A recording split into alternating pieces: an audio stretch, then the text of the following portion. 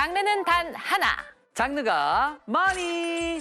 헬로 머니언. 2월 첫째 주에 인사드리는 장르가 머니 앵커 권혁수입니다. 네, 여러분 안녕하세요. 장르가 머니의 아나운서 김하은입니다. 2026년도 벌써 2월이 됐습니다. 벌써 그렇게 됐습니다. 네, 쏟아지는 경제 뉴스들 매일매일 습득하다 보니까 한 달이 후루룩 지나가 버렸는데요. 하지만 아직도 공부할 게 아주 많이 남아 있습니다. 그래서 오늘 저희 경제 상식을 업시켜 주실 두 분의 경제 선생님 빠르게 소개해 올리겠습니다. 먼저 부릉부릉 오늘은 어디로 갈까요? 박시동 평론가님 나오셨습니다. 안녕하세요. 네, 안녕하세요. 경제를 쉽게 설명해드리는 박시동입니다.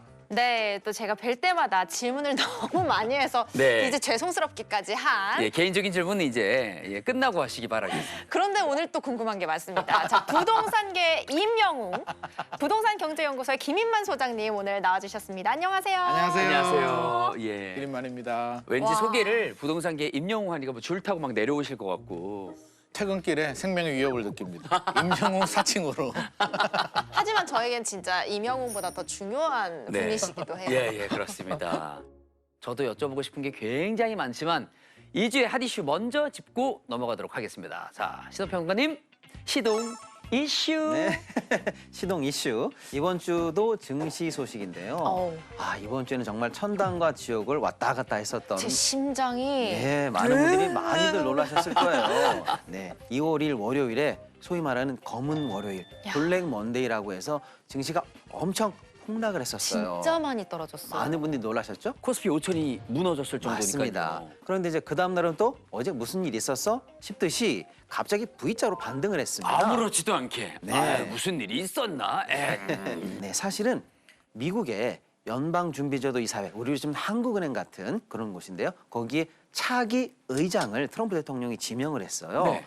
케빈 워시라는 분이 지명이 됐는데요. 헤븐 워시요. 네, 시장에서는 아니 이 사람이 예전에 했던 발언들을 쭉 보니까 금리 인하를 반대하거나 통화를 좀 수축하거나 하는 소위 말하는 매파적 인사가 아니야라고 시장이 놀래버린 거예요. 네네. 그러다 보니까 금, 은, 코인 같은 민감한 자산이 먼저 폭락을 했어요. 금이 무려 10%가 빠졌고요. 은은 무려 30%가 하루에 빠졌습니다. 와. 코인도 8만 선이 무너졌고요.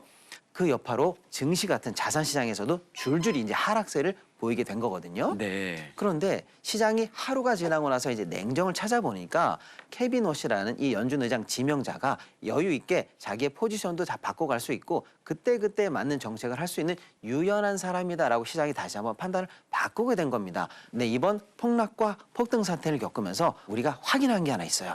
우리 코스피가 힘이 세다는 거예요.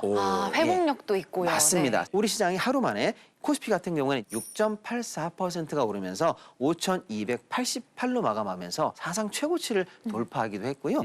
코스닥도 4%가 넘는 반등을 보이면서 1,144로 마감하는 모습을 보였습니다. 반등을 정말 할 수 있느냐 아니면 빠진 김에 계속 빠지느냐 이 갈림길에서 사실은 추후 증시의 향배를 예측할 수가 있거든요. 앞으로 우리 코스피가 어지간한 소재들은 충분히 흡수하면서 우상향할 수 있겠구나라는 어쩌면 더 나은 전화위복이랄까요? 그런 모습을 보여준 일주일이었다 이렇게 좀 말씀을 드릴 수가 있겠습니다.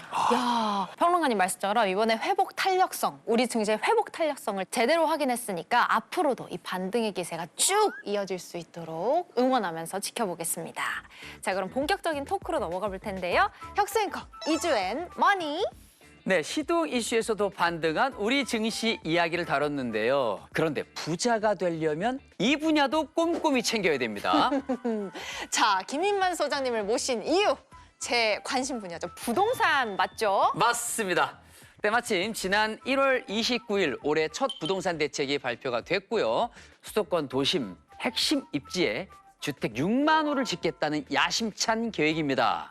과연 이번 정책이 주거 안정과 부동산 양극화 해소라는 두 마리 토끼를 잡을 수 있을까요? 정말 지금이 내 집을 마련할 절호의 기회일까요? 쏟아지는 궁금증을 모아 오늘의 이주앤머니에서 속 시원하게 풀어드리겠습니다. 저는 사실 부동산 관련 정책이 지금까지 여러 차례 발표가 됐었잖아요. 네. 자, 그때마다 집이 점점 저 멀어져서 집은 가만히 있는데 우리가 멀어지는 거예요. 심장이 예. 계속 가라앉았어요. 예. 근데 이번에는 또 어떻게 발표된 내용을 정확하게 알아야 저의 불안도 줄어들고 앞으로의 계획도 세울 거 아니겠습니까? 그렇습니다. 소장님, 이 129 부동산 대책 정확히 어떤 내용인가요? 일단 공급 대책인데요. 주택 네. 공급 대책인데 우리가 작년을 생각해 보게 되면 공급 대책이 한번 나왔습니다. 네. 97 공급 대책. 2030년까지 135만 호를 착공하겠다라는 내용이 나왔는데 장기적인 플랜만 나오다 보니 시장에서는 야 이게 답이 없는 것이 아닌가? 그냥 각자 사야 되나? 라고 해서 9월, 10월 집값이 올랐습니다. 다시 국토교통부의 미션이 떨어졌죠. 결국에는 공급을 늘려서 주택 시장을 안정시켜야 된다라는 미션이 떨어졌고요. 네. 이번 129 대책 같은 경우는 국토교통부가 아마 좀 칼을 많이 간 것 같습니다. 일단 6만 호입니다. 서울 수도권 지역에 6만 호를 착공하겠다는 건데 신도시가 아닙니다. 곳곳에 숨어 있는 요유부지들, 좋은 땅들을 하겠다. 서울에는 3만 2천 호가 나오는데 오. 아마 들어보면 눈이 번쩍 뜨일 수도 있습니다. 어디입니까? 용산. 용산.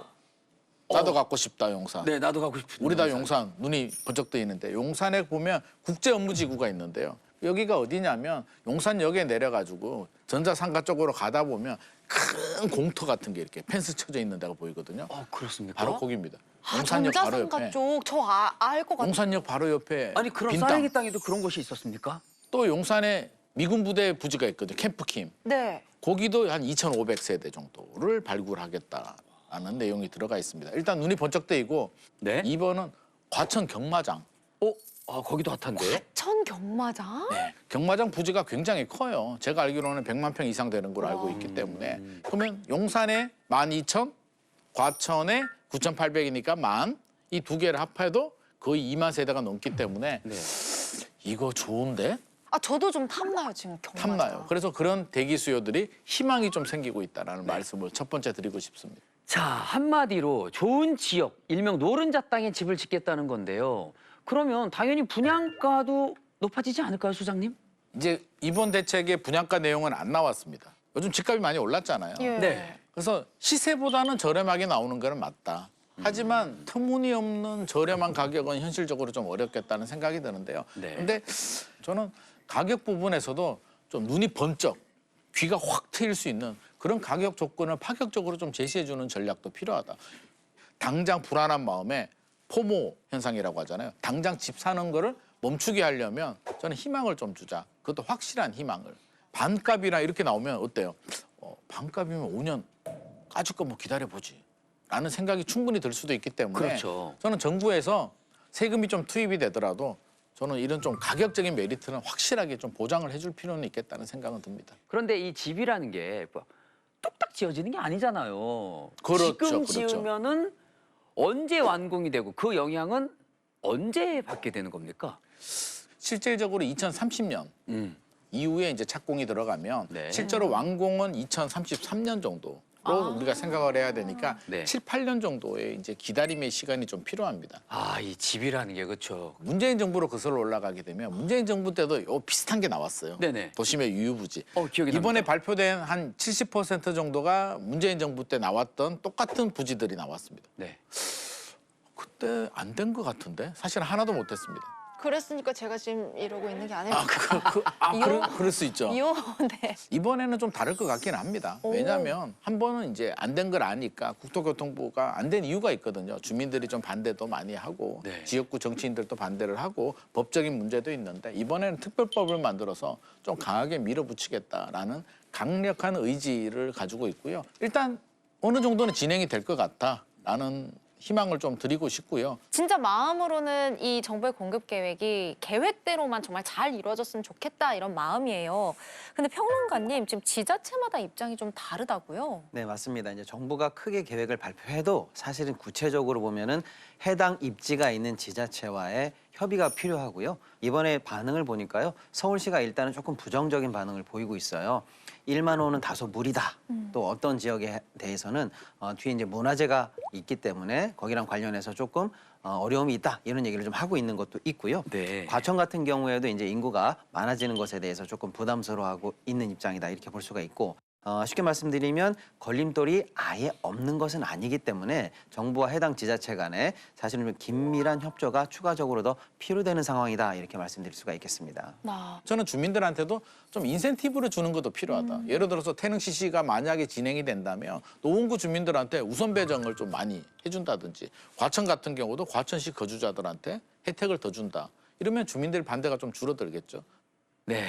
근데 또 이게 저희 입장에서는 3, 4개월에 한 번씩 큰 게 빵빵 터지다 보니까 공부할 게 점점 많아지는 느낌이긴 합니다.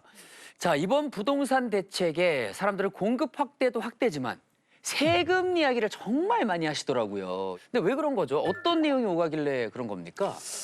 세금은 아직 뭐 대책이라고 우리가 이야기를 할 수는 없는 거고요. 대통령께서 이제 SNS를 통해서 이제 메시지를 전달합니다. 워딩이 나오는데, 근데 이제 관건이 뭐냐면 우리가 집을 가지고 있으면 집값이 올라가죠. 네. 네. 올라가는 그 양도 차익, 시세 차익만큼 세금을 냅니다. 이 세금을 양도소득세라고 합니다. 네. 근데 양도소득세는 이제 구간이 있어요. 그래서 6에서 최고 세율이 45%까지 적용이 됩니다.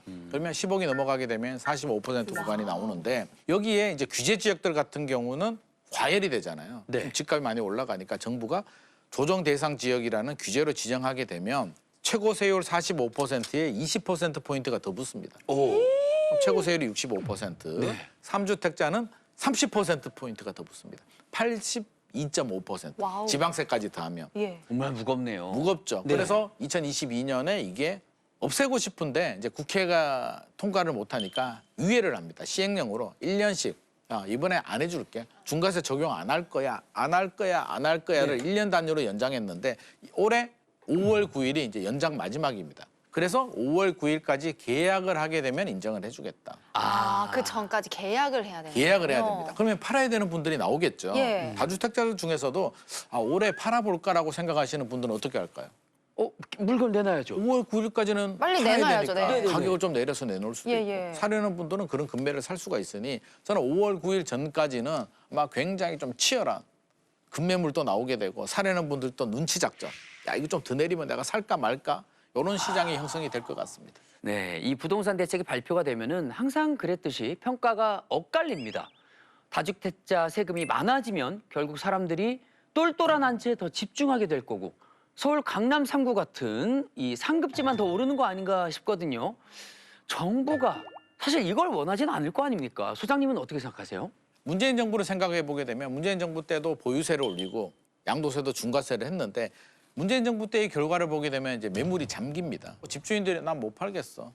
버티자. 증여를 한다든지 전세를 월세로 돌리면서 버팁니다. 매물이 안 나오다 보니까 수요자들은 2017년, 18년, 19년 기다렸는데 집값이 안 잡히니까 불안한 거예요. 네. 그래서 포모가 생기게 되고 사자, 수요가 늘어나면서 집값이 올라갑니다. 그럼 이번에도 똑같은 부작용이 또 생길 수는 있습니다. 왜냐하면 이게 양도세율이 너무나 높거든요. 예. 좀 전략적 수정도 좀 필요하다고 봅니다. 강공책이잖아요. 예. 보유세도 올리고 양도세도 올리면 부담스럽잖아요. 예. 그럼 갈 때까지 간다는 네. 건데 다주택자들이 파는 게 목적이라면 매물을 나오게 매물도 공급이거든요. 그럼 어떨 때 팔까요? 따뜻할 때. 뭔가 혜택이 있을 때. 네. 그렇다면 그렇죠. 제가 그냥 깎아주게 되면 명분이 없어요. KB 시세 있잖아요. 예. KB 시세 대비 10%로 저렴하게 팔면 양도세 기본세율이 45잖아요. 네. 그러면 10%포인트 깎아줄게. 35%로 해줄게라고 하면 팔겠다는 사람들 엄청나게 많습니다. 그러면 다주택자들 팔죠? 저렴하게. 네. 매수자들은 10% 저렴하게 사죠? 거래가 자주 되면 세수도 늘어나요. 그러면 국가도 손해보는 건 아니다. 그리고 자연스럽게 집값도 좀 안정화될 것 그러니까 같아요. 와. 강대강보다는 뭔가 좀 합리적인 시장에서 수긍할 수 있는 이런 대책이 나오면 시장에서 야 이거는 다르네. 와. 이번에는 되겠다라는 신뢰의 회복이 저는 정책에서 나올 수도 있다고 생각합니다. 김윤만 소장님을 지금 국회로 네. 제가 진출을 시켜드려야 될 것 같습니다. 저 진짜 강력하게 원합니다. 개인적으로 가장 궁금하고 또 중요하다고 생각하는 건 이번 대책으로 가장 수혜를 보는 사람들이 누굴까이거든요. 뭐 신혼부부, 청년, 무주택자들이 실질적으로 좀 효과를 볼 수 있게 하겠다라는 게 취지인 것 같은데 진짜 저희 같은 사람들이 그 수혜를 받을 수 있을까요? 네, 사실 정부가 대규모로 공급 대책을 예전에도 많이 했었습니다. 정부의 공급 대책에 수혜를 받고 그 지역에 당첨돼서 들어가신 분들은 많은 이제 혜택을 좀 받긴 했습니다만 네. 생각해 보면 그때 분양됐던 싼 가격이 결국에는 그 인근지 시세대로 회귀하는 모습을 보여냈거든요. 그래서 사실 뭐 시장에서 기대하는 건 뭐냐면 기존과 같은 로또 분양 방식이 아니라 장기 임대를 통해서 소유하지 않더라도 또 큰 분양가가 없더라도 정말로 입주가 가능하도록 실효성을 담보하는 분양이어야 된다라는 게 일단 시장의 요구 사항이고요. 네. 그러기 위해서는 분양가 한편으로 금융 지원 그리고 입지 선정까지 이걸 한꺼번에 아우르는 이른바 공급에 관한 일관된 종합 로드맵이 필요하다라는 의견이 그래서 나오고 있습니다. 네, 정부가 또 한 번 부동산 시장에 승부수를 던졌습니다. 이번 대책이 시장에 과연 어떤 영향을 가져올지 저희도 함께 지켜보도록 하겠습니다. 네, 오늘도 저희 부동산 소식 가득 채워주신 김인만 소장님과는 여기서 인사드리도록 하겠습니다. 좋은 말씀 감사합니다. 감사합니다.